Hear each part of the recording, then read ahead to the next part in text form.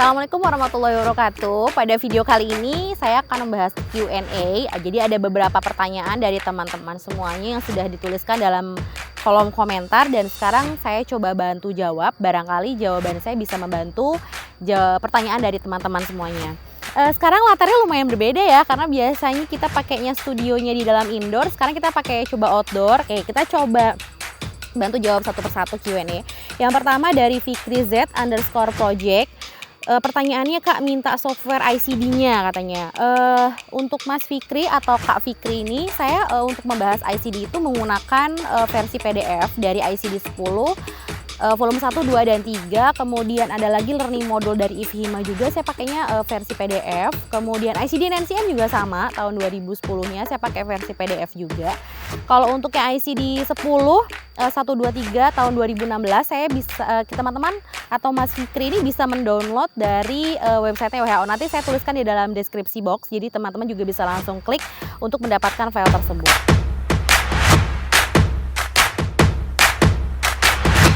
Kemudian yang kedua dari Moals Ori ya, di sini pertanyaannya, Kak, kalau D3 rekam medis bisa melanjutkan ke S1 kesehatan masyarakat atau kesehatan lingkungan tidak? Nah, itu sebelumnya seperti saya pernah jelaskan di video terkait dengan standar kompetensi rekam medis dan informasi kesehatan, bahwa rekam medis dan informasi kesehatan atau rekam medis dan informasi kesehatan sebagai kompetensi itu memiliki perbedaan dengan S1 kesehatan masyarakat, yang itu ada dalam lumpurnya tenaga kesehatan masyarakat. Jadi teman-teman juga bisa cek dari undang-undang tenaga kesehatan bahwa baik itu lulusan dari rekam medis dan informasi kesehatan maupun dari kesehatan masyarakat memiliki kompetensi yang berbeda gitu. Jadi itu dua profesi yang berbeda, memiliki standar kompetensi lulusan yang juga berbeda. Jadi otomatis ketika nanti misalnya mau melanjutkan ya boleh-boleh saja gitu. Hanya mungkin ada beberapa kompetensi yang menjadi kekhususan masing-masing profesi, dan itu bisa menjadi pembeda atau tidak linearnya satu profesi ke profesi lainnya itu ya. Oke, kemudian yang ketiga adalah apakah S1 biologi boleh, dari Ali Hazmi. Sebelumnya Ali Hazmi ini bertanya apakah S1 biologi boleh untuk melamar pekerjaan rekam medis katanya. Terima kasih, Bu. Oke, kalau pertanyaannya boleh atau tidak, tentu saja boleh ya. Tidak ada maksudnya disebutkan oh ini ilmu ini harus ke sini, tidak juga gitu. Hanya seperti tadi pertanyaan yang sebelumnya juga saya jelaskan bahwa ilmu rekam medis dan informasi kesehatan itu adalah satu kekhususan tersendiri, profesi khusus. Saya yakin semua profesi juga memiliki kekhususan gitu, yang dimana ada beberapa ilmu atau ada beberapa teori yang memang hanya dimiliki satu latar belakang pendidikan tertentu gitu ya. Jadi itu juga bisa jadi pertimbangan. Kalau melamar boleh, semua orang memiliki hak untuk melamar apa saja yang dia inginkan gitu ya, posisi manapun. Tapi ketika nanti satu institusi atau satu instansi membutuhkan ada loker misalnya gitu ya, pekerjaan rekam medis gitu kan, pasti akan disertakan beberapa kompetensi khusus gitu. Salah satunya adalah misalnya ada kodifikasi dan klasifikasi penyakit, di mana nama kekhususan petugasnya itu disebutnya dengan coder gitu. Dia hanya belajar tentang dia hanya memfokuskan pekerjaan di bidang kodifikasi dan klasifikasi penyakit gitu. Jadi ya kalau untuk kekhususan seperti itu ya jelas hanya beberapa pendidikan khusus, salah satunya adalah diploma 3 rekam medis dan informasi kesehatan ya. Kemudian yang ketiga adalah Muhammad Brooklyn. Pertanyaannya, Assalamualaikum Bu, pembahasan tentang pengkodingan CA. Oke, nanti ini saya sudah masukkan list juga. Jadi ada beberapa memang video saya yang masih belum selesai edit. Kemudian seperti teman-teman ketahui, pembahasan tentang ICD itu banyak sekali gitu ya, dan itu membutuhkan effort yang lebih besar gitu terkait dengan perubahan bahasa atau alih bahasa dari bahasa Inggris ke bahasa Indonesia. Kemudian membuat materinya itu lumayan saya juga harus buka buku kembali gitu, belajar kembali tentang ilmu tersebut. Tapi mudah-mudahan nanti akan dijadikan list dari Muhammad Brooklyn. Terima kasih ya untuk masukannya. Selanjutnya adalah dari Ayu Falah. Assalamualaikum Bu, saya mengalami epilepsi G40, apakah itu memerlukan terapi? Wah, ini pertanyaan ini sepertinya bukan dari kompetensi saya ya untuk pertanyaan apakah dia membutuhkan terapi atau tidak. Mungkin Ayu Falah ini bisa menanyakan juga kepada teman-teman dari praktisi asuhan praktisi kesehatan seperti misalnya dokter gitu, karena yang akan mengetahui kondisinya Mbak Ayu Falah ini seperti apa adalah dari teman-teman dokter gitu ya. Jadi silahkan bertanya atau berkonsultasi dengan teman-teman dokter, bisa ke fasilitas pelayanan kesehatan yang terdekat dengan kediaman Mbak Ayu Falah. Selanjutnya Agus Karyadi, Ibu link atau aplikasi ICD-9 apa ya? Ini sama pertanyaannya dengan tadi yang Mas Fikri Z Project pertanyaan pertama. Jadi nanti saya akan berikan di deskripsi box bahwa saya menggunakannya itu adalah versi PDF dari ICD-10 volume 1, 2, dan 3 dan ICD-9CM-nya juga gitu ya. Nanti bisa teman-teman download dari website WHO. Kemudian selanjutnya dari Angelita Berutu. Mohon maaf Bu, saya izin bertanya bagaimana ya Bu cara mendapatkan ICD-9CM seperti dalam video yang Ibu jelaskan di atas. Terima kasih sebelumnya. Ini juga sama Mbak Angelita. Ini nanti saya akan taruh di deskripsi box juga. Jadi barangkali teman-teman teman-teman bisa mendownload versi PDF-nya ya. Selanjutnya Hanin Mifdi Paramita ya. Ini pertanyaannya, Bu maaf izin bertanya, apakah ada buku yang berisi kosakata terminologi medis? Kalau ada apa ya Bu bukunya? Nah ini saya itu menggunakan beberapa buku terminologi medis versi berbahasa Inggris. Jadi banyak teman-teman yang mungkin bisa mendownload juga dari dari web-web yang memang terpercaya. Ada di dalam deskripsi box juga. Nanti saya berikan buku yang biasa saya gunakan untuk menggunakan terminologi medis gitu. Karena untuk kosakata terminologi medis sendiri kan rata-rata memang menggunakannya bahasa asing ya, bahasa Inggris ya. Jadi nanti saya akan berikan di deskripsi box. Bukunya judulnya apa saja. Selanjutnya dari Muhammad Sayuti, kalau laki-laki jadi reka medis bisa nggak, dan banyak nggak reka medis laki-laki? Ya ini sepertinya di tahun 2020 ini laki-laki dan perempuan gitu itu memiliki hak yang sama dalam mengampu atau menempuh pendidikan dalam bidang apapun gitu. Karena ilmu pengetahuan sebetulnya tidak hanya terkotak-kotakan di laki-laki ataupun perempuan gitu ya.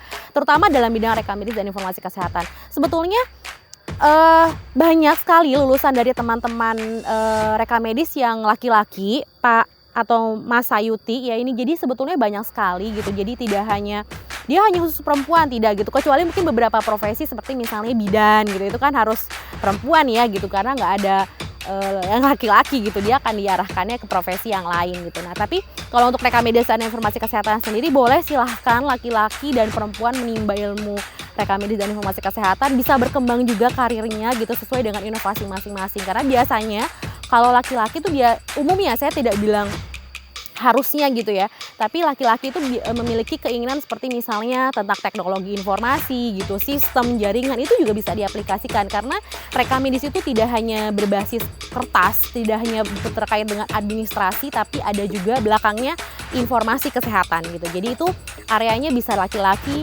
maupun perempuan gitu ya Mas Ayuti ya. Silahkan nanti Mas Ayuti bisa mencari dari kampus terdekatnya yang mungkin ada reka medis dan informasi kesehatan di wilayah, saya pikir seluruh Indonesia lumayan sudah tersebar banyak ya, walaupun memang masih sedikit sekali yang ada di daerah-daerah terpencil misalnya gitu ya.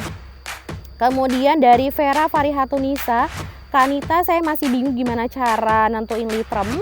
Maklum katanya maba RMIK, saya jadi ngerasa salah jurusan. Waduh jangan sampai gitu ya. Jadi kalau berasa saya salah milih jurusan juga itu saya alami. Saya jadi sekalian curhat juga ya, bahwa memilih reka medis dan informasi kesehatan itu saya awalnya juga bingung ini apa ya gitu. Tapi ini adalah saran dari ayah saya sendiri gitu. Jadi bahwa segala sesuatu kita tidak boleh patah semangat dulu gitu. Ada proses belajar, ada proses adaptasi di situ gitu. Karena saya pikir orang yang memiliki keinginan terhadap satu ilmu pun ketika dia merasa down atau ketika dia merasa sulit gitu mendalami sesuatu, pasti akan merasa oh saya ini pasti salah jurusan. Sebetulnya ada banyak upaya, salah satunya adalah dengan terus membaca, terus belajar, terus mencari. Karena kalau kita tidak mencari ya gimana kita bisa kenal gitu, gimana kita bisa tahu tips dan triknya menentukan litrem gitu kalau kita tidak membaca dan mencari. Misalnya sekarang kita bisa cari dari Google gitu ya, kemudian bisa bertanya juga ketika teman-teman sedang praktik di rumah sakit dengan para CI-nya atau clinical instructor atau pembimbingnya gitu, bertanya tentang coba Bu atau Pak atau Kak berikan saya soal diagnosa gitu, nanti saya akan menentukan liternya seperti apa. Nah itu adalah cara kita untuk memahami sesuatu gitu ya. Jadi jangan patah semangat jangan merasa salah jurusan gitu, karena kita bisa tahu itu salah atau tidak adalah kita sendiri gitu. Ada beberapa hal yang harus kita gali dari diri kita untuk mencintai sesuatu, seperti itu ya. Selanjutnya yang terakhir ini dari La ya. Pertanyaannya, Bu mau tanya, memungkinkan tidak untuk kuliah reka medis sambil bekerja? Ini saya agak bingung menjawabnya ya. Pekerjaan apapun, aktivitas apapun, kita bisa menjalankan hal itu secara bukan bersamaan ya, tapi mungkin berdampingan gitu. Paginya kita kuliah, sorenya kita kerja gitu. Itu balik lagi ke Mbak La atau Ibu La ini ya. Saya tidak tahu karena ini tulisannya hanya La saja. Jadi sebetulnya tadi saya sebutkan, kita mengerjakan sesuatu secara berdampingan itu sebetulnya bisa gitu. Yang penting harus bisa membagi waktu, kemudian harus juga terbuka terhadap kampus atau tempat bekerjanya. Sampaikan bahwa pada kampus, apakah saya ada jadwal sore hari, adakah saya jadwal malam hari, begitupun dengan institusi tempat bekerja.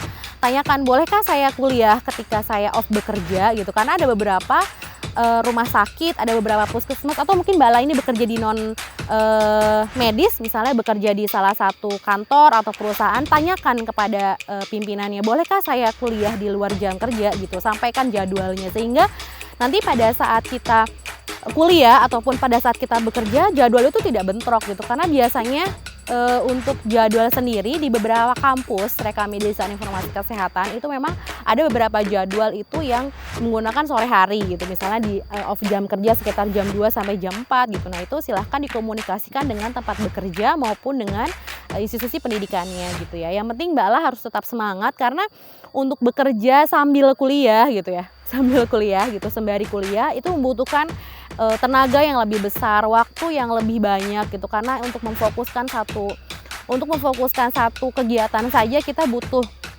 tenaga, kita butuh banyak semangat gitu kan ya, semangat yang lebih dibandingkan teman-teman yang mungkin dia hanya fokus bekerja saja atau berkuliah saja gitu. Tapi itu pasti akan ada banyak manfaat, akan banyak pengalaman juga bagaimana membagi waktu, membagi pemikiran, membagi fokusnya itu juga harus lebih lebih harus dikondisikan dengan kondisi Mbak La juga gitu. Jangan sampai nanti malah jadinya ujung-ujungnya sakit. Aduh, jangan sampai deh, apalagi saat ini kita memang membutuhkan pemikiran yang sehat juga gitu ya. Demikian video kali ini, semoga Q&A ini bisa membantu teman-teman. Kemudian mudah-mudahan tempat lain juga bisa kita gunakan sebagai studio outdoor kita. Jadi nanti teman-teman bisa melihat keindahan alam kita yang harus tetap dinikmati. Terima kasih. Assalamualaikum warahmatullahi wabarakatuh.